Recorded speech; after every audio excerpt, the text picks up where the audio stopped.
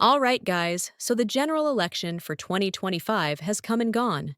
And wow, Jamaica, what a night. The JLP has managed to hold on to power for a historic third term. But let's be real, this wasn't a landslide. This wasn't 2020 all over again. The PNP came back strong, took back a lot of seats, and the message here is loud and clear. The JLP is not as safe as they thought they were. The JLP secured 34 seats, while the PNP grabbed 29. Compare that to 2020, when the JLP absolutely crushed the PNP with 49 seats to 14. That's a massive shift in just 5 years. What that tells me is that a lot of people who voted for the JLP back then were not happy this time around. Something wasn't working.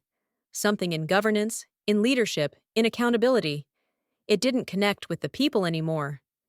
PNP secured critical battlegrounds, including Portland Eastern, where Isat Buchanan beat the incumbent Anne Marie Vase, and St. Thomas Eastern, won by Yvonne Shaw. In the central parishes, PNP captured Kingston Central, Portland Eastern, and St. Mary Southeastern, signaling serious voter shifts. These flips show dissatisfaction with the status quo. And here's another point we can't ignore. Voter turnout was around 39%. Less than half of the country came out to vote. That tells me a lot of Jamaicans don't feel inspired by either party. They don't believe their voices matter enough, or maybe they've just lost faith in the system. And that should trouble all of us. Because democracy doesn't work when people are too fed up or too disconnected to even show up. Now yes, the JLP gets to celebrate. Andrew Holness gets to keep that title as Prime Minister. But he needs to look closely at what happened here.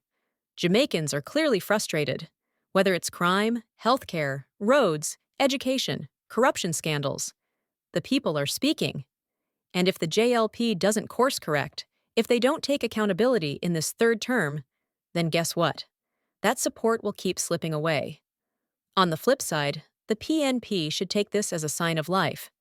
This is the strongest comeback we've seen from them in years.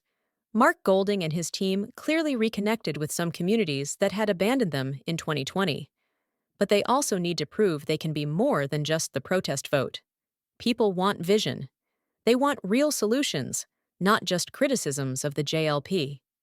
At the end of the day, this election was less about who won and more about the message the Jamaican people sent. They're saying, we're tired. Tired of the promises, tired of the corruption, tired of things not changing in our everyday lives. And until politicians really face that truth, it won't matter which color we put in power. So now the JLP has the reins again. But this should not be business as usual. Jamaicans deserve better.